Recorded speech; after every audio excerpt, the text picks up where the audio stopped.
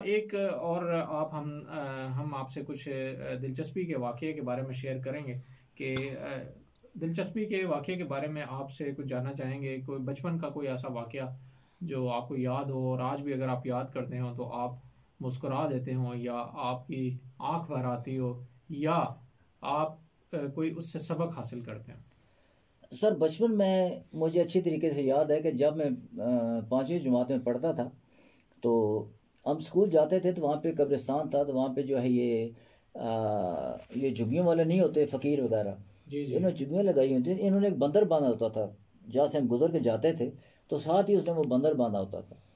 तो अब बच्चे सब शरारती थे, तो वहाँ से गुजरने लगे तो वो बंदर को हमने सही तरीके से छेड़ा तो बच्चों ने पत्थर शत्थर उसको मारे। हम्म। जब क्लास में हम गए तो वो जो फ़कीर था वो बंदर समेत हमारी क्लास में आ गया। अच्छा। तो हमारे टीचर से, अल्लाह ताला उनको सेहत दे, मलक अब्दुल कयूम साहब जी। हयात हैं, तो उनका हो ना हो ये जो है ना ये सब शरारत जो है ये मलक यासीन ने की होगी। अच्छा। वाह। तो उस पे जनाब वाली अच्छी खासी हमारी पिटाई हुई। अच्छा अच्छा। हाँ जी। तो जब ये बचपन की काफ़ी सारी इस तरह की जी जी यादें जी। हैं जो जब याद में आती हैं, याद आती है तो बाद दफ़ा हंसी भी आती है और बाद दफ़ा दुख भी होता है यार कि हमने ये नहीं करना चाहिए था। जी बिल्कुल यही जी है सबक असल में लेना चाहिए हमें वाक़यात से अपनी ज़िंदगी के।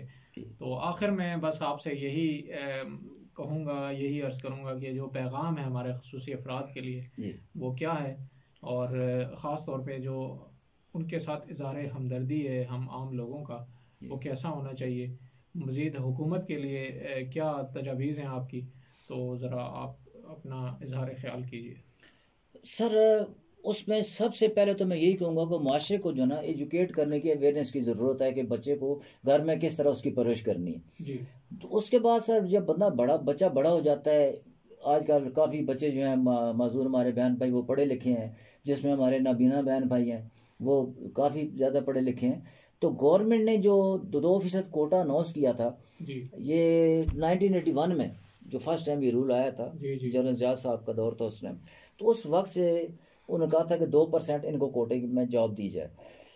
तो जहाँ तक मेरी तहकीक है, ये मैंने ये पढ़ा है या चेक किया है, तो ये 2% जो है ना अभी तक फुली तरीके से इम्प्लीमेंट नहीं हुआ।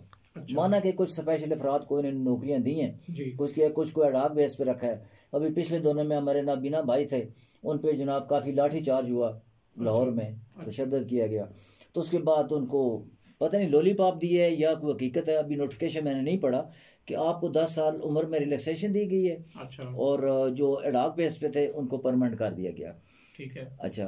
तो उसमें सर ये है कि गवर्नमेंट को चाहिए कि जो स्पेशल अफराद के हकूक़ हैं, हम ये नहीं कहते कि हमारे लिए दूध की नहरें बहा दें, जो कुछ कर दें, जी जी। लेकिन जो 1981 से चल रहा है जी हाँ। उसके मुताबिक हमें वो तमाम सहूलतें दी जाएं, ठीक है। जिसमें एजुकेशन है, मुलाजमत है, हॉस्पिटल्स हैं, वो फ्री होने चाहिए। ठीक है। फिर ख़ासकर आज का जो पब्लिक ट्रांसपोर्ट का मसला बना हुआ है, ठीक है जी। जी वो कोई कह रहा है जी सफरी कार्ड बनवाएं, कोई कह रहा है क्या करें। तो हम ये कहते हैं कि जो लोगो वाला हमारे पास शनाख्ती कार्ड है जी जी। वो सबसे बड़ा लोगो है, बिल्कुल ठीक है, वो सब सबसे बड़ी पहचान है बड़ी आपकी। पहचान है। और उसमें जो राइट्स हैं, जी हाँ। हमारे मुल्क में माशाल्लाह बहुत सारे कानून बने हुए हैं जी हाँ। डिसेबिलिटी के हवाले बस से। इम्प्लीमेंटेशन नहीं जी हो रही उस तरह उसकी जिस तरह होनी जी चाहिए। इम्प्लीमेंटेशन नहीं हो रही, जी और हम चाहते हैं कि उसकी इम्प्लीमेंटेशन हो। और जितनी भी बिल्डिंग्स हैं उनके साथ रैंप्स होने चाहिए। जी। कंटोनमेंट एरिया है या तहसील में जो मकान बन रहे हैं, ठीक है। ये जो हायर अथॉरिटीज़ उनको कहना चाहिए भाई यहाँ पे रैंप्स बनाएं ताकि स्पेशल अफराद आ जाए। दूसरा स्पेशल जो बात मैं कहना चाहूँगा कोर्ट के हवाले से, जी हाँ। अब रावलपिंडी डिस्ट्रिक्ट कोर्ट में हम जाए तो वो कहते हैं जी मोटरसाइकिल आप बाहर खड़ा कर दें, मोटरसाइकिल नहीं जा सकता। अब जैसे मैं डिसेबल हूँ, मैं आगे नहीं चल जा सकता, ठीक है जी। जी हाँ। तो इसलिए एक साइड पे अलग रास्ता होना चाहिए कि जहाँ जिस अदालत में हमारा काम है या जिस दफ्तर में हम जाना चाहते हैं हम अपनी आसानी से वहाँ पहुँच सकें, ठीक है। ठीक है सर। दूसरा जो ये प्राइवेट बसों वाले हैं, अब ये देखें ना, ये कोई फरिश्ते तो नहीं चला रहे आके, जी जी जी। ये पाकिस्तान का कानून है, यहाँ पे इनको उसकी पासदारी करनी चाहिए। जब गवर्नमेंट कहे कि 50% किराया जो है वो स्पेशल पर्सन के लिए, ठीक तो है। वो 50% इनको डिस्काउंट देना चाहिए। बिल्कुल देना चाहिए जी। हम तो आपकी आवाज़ जो है वो हुकाम बाला तक पहुंचा सकते हैं। हमारा तो ये एक प्लेटफॉर्म है, जी जी आपके लिए ये एक प्लेटफॉर्म है जी जिसमें आप अपने दिल की बात करते हैं सामीन से भी, जी और जो आपके ऊपर जो आपकी अथॉरिटी है उससे भी आप अपने दिल की बात कह सकते हैं। जो आपके मुतालबात होते हैं उनके बारे में भी आप डिस्कस करते हैं। तो हम प्रोग्राम के आखिर में यही कहते हैं कि आ, जी मज़ीद मज़ीद अगर आप यासीन साहब इसमें कोई तजावीज़ आपके पास हों तो जी मज़ीद भी आप हमें तजावीज़ दे सकते हैं। सर, इसमें पहले तो मैं शुक्रगुजार हूँ रेडियो पाकिस्तान का कि जिन्होंने हमें ये प्लेटफॉर्म फॉर्म मुहैया किया जहाँ पे आके हम अपनी जो है वो आवाज़ मुकाम वाला तक पहुँचा सकते हैं। और मैं आपका भी शुक्रगुजार हूँ कि आपने मुझे इस प्रोग्राम में मदद किया।